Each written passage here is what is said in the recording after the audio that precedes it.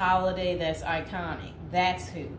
And now would be a good time to like the video and to subscribe to my channel. So for over 30 years, Harry Houdini dazzled audiences with his different stunts and superhuman endurance. So what finally put him 6 feet under? The Hungarian-born escape artist jumped off bridges while handcuffed and wearing leg irons. He slithered out of sealed milk cans filled with water, and he devised a Chinese water torture cell in which he submerged and suspended upside down by his ankles. None of those did he. I guess he was able to get out and survive. So Houdini's heart-pounding getaways usually involve a healthy dose of trickery, and but they were also genuine risk. In 1915, Houdini nearly suffocated during a stunt in which he was shackled and buried under 6 feet of dirt. Houdini had made a career out of surviving the impossible, which only made the circumstances of his 1926 death all more mysterious. The 52-year-old performed before a packed audience in Detroit on October 24th, but was rushed to the hospital afterwards with an apparent case of appendicitis. He died just a week later on Halloween, leaving his legions of admirers bewildered. Okay, so an obituary in the New York Times expressed shock at the passing of the man who so often had seemed to thousands to be cheating the very jaws of death. And I want to talk about something else. So I've been to Detroit, and I don't remember anybody talking about Houdini there. And I think they should have had some of his cool, iconic stuff there. But I did see they had Houdini stuff in Las Vegas when I was in Vegas. So, I don't know why they don't have it set up in Detroit. So Houdini's final performance. The strange series of events that led to Houdini's demise had kicked off several weeks earlier on October 11th.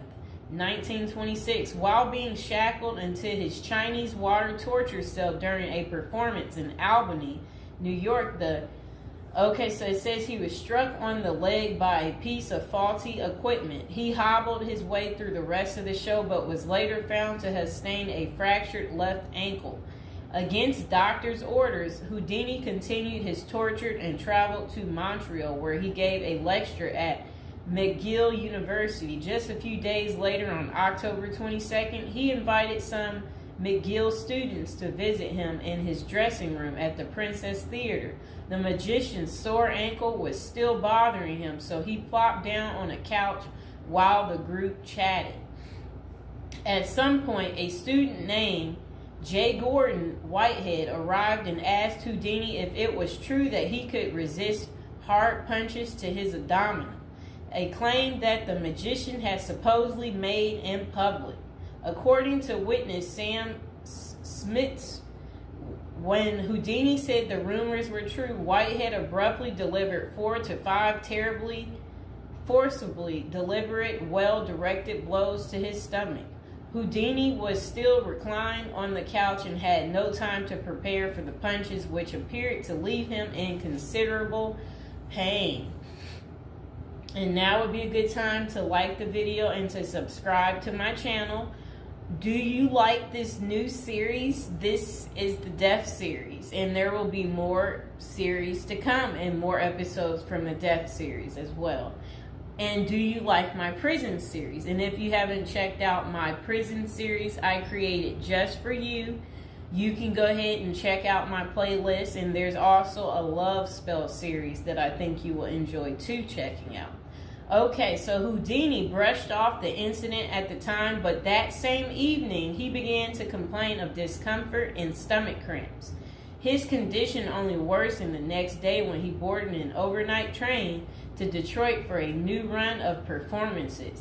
The magician developed severe abdominal pain, cold sweats, and fatigue, and his temperature rose to 104 degrees. A doctor suspected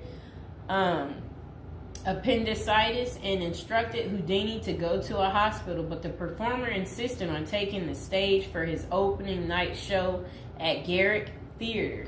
Isn't that really funny? He still wanted to work even though he wasn't doing so well.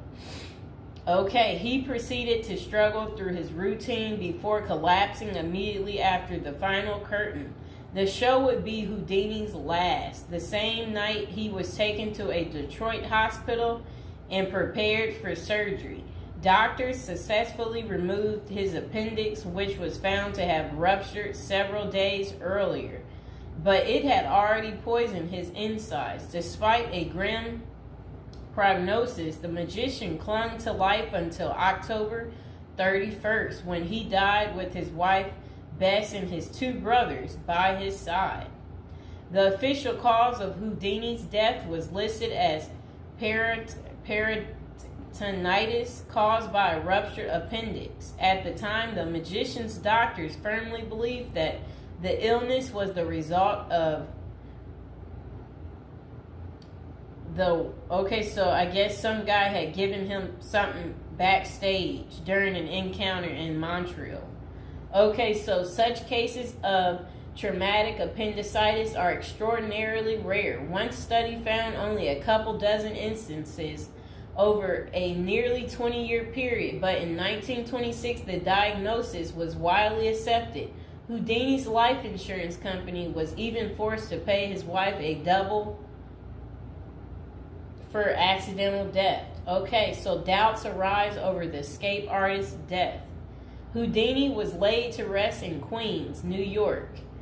And this is what his little, I never knew that was where he is. There he is right there. Okay, that was his tombstone. Okay, so look, maybe I can put that tombstone as the thumbtack, people.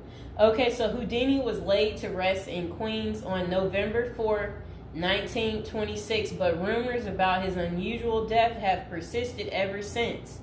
Many of the theories tend to focus on the magician's contentious relationship with spiritualism, a pseudo-fed religion whose adherents once claimed it was possible to communicate with the dead through seances and mediums. Houdini, a born skeptic, had spent much of the 1920s on a mission to debunk the spiritualist claims and expose its top psychics as frauds. The Crusades earned him several $1 million worth of lawsuits and more than a few enemies, but at the time of his demise, he showed no signs of letting up. Just a few months earlier, he had testified in front of Congress in support of a bill to outlaw fortune-telling in Washington, D.C. Could Houdini's meddling have gotten him killed? In the 2006 biography, The Secret Life of Houdini, authors William Kalash and Larry Sloman contend that the magician's death may have been a carefully planned assassination by members of the spiritualist community. If one were to suspect Houdini a victim of foul play, they write, then the section of organization crime that was composed of fraudulent spirit mediums must be considered likely suspect. Okay, so Kalash and Sloman argue that the spiritualists had a history of poisoning their enemies, and they note that no autopsy was ever performed to confirm Houdini's death. I wonder why. So his death was actually caused by appendicitis. If someone were hell-bent on poisoning Houdini, it wouldn't have been very difficult, they concluded. Considerable debate has also focused on J. Gordon Whitehead, the McGill student who supposedly delivered the potentially fatal gut punches to Houdini's Montreal dressing room. In the 2005 book, The Man Who Killed Houdini, author Don Bell floated a theory that Whitehead may have been in league with the spiritualists, some of who had previously threatened to harm Houdini or have him beaten up.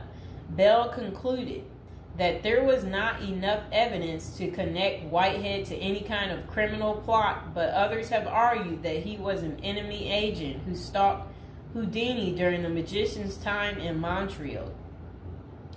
Okay, so was Houdini murdered?